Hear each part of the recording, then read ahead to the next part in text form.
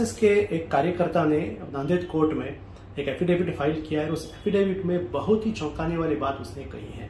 उसने बहुत बड़े बातें एक्सपोज की हैं आरएसएस के बारे में, जिसमें यह बताया गया है कि संघ परिवार के लोग, जिसमें आरएसएस हो, वीएचपी हो, ये लोग इंडिया के अलग अलग जगहों पर जो है टेरर ट्रेनिंग दिया करते थे, जिसमें नौजवानों को लेके जाकर टेरर मॉड्यूल्स के ट्रेनिंग दिए जाते थे। और इसका मकसद यह था कि इंडिया के अंदर अलग अलग जगह ब्लास्ट केसेस ब्लास्ट किए जाएं।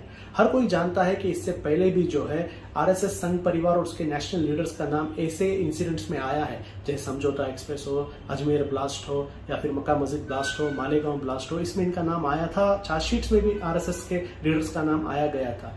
लेकिन हम देखते हैं जैसे यहाँ पर बीजेपी की गवर्नमेंट आती है 2014 के बाद, उन्होंने एनआईए के थ्रू और एजेंसीज के थ्रू इन केसेस को पूरी तरीके से डाइल्यूट किया गया। यहाँ तक आया था कि जो पब्लिक प्रोसिक्यूटर उन पर प्रेशर डाल के लाइट होने के लिए कहा गया था। तो उस वजह से आरएसएस को कंप्लीटली इस केस से जो है एस्केप किया गया। अब वैसी एक गलती वापस नहीं होनी चाहिए। अब एक आरएसएस का खुद कार्यकर्ता जो 25 साल से आरएसएस में, वो खुद आकर कहता है कि आरएसएस के लोग ऐसे इन्वॉल्व थे, और उसने जाकर मोहन भागवत से भी कहा था कि ऐसा एक्टिविटीज चल रहा है। यानी आरएसएस की टॉप लीडरशिप जानती थी कि ऐसे एक एक्टिविटी संघ परिवार के अंदर चल रहा है, जो देश के अंदर टेरर फैलाने का काम कर रहे हैं। यहां पर जरूरत है कि एक इन्वेस्टिगेशन होनी चाहिए। एनआईए के नाम से इन्वेस्टिगेशन नहीं, क्योंकि एनआईए कॉम्प्रोमाइज एजेंसी है। यहां पर एक जुडिशियल इंडिपेंडेंट जुडिशियली मॉनिटर्ड एक इन्वेस्टिगेशन होने की जरूरत है, ताकि जो ओरिजिनल फैक्ट्स है और आरएसएस का टेरर में जो रोल है, उस रोल पब्लिक के सामने उसको क्लियर किया जाए।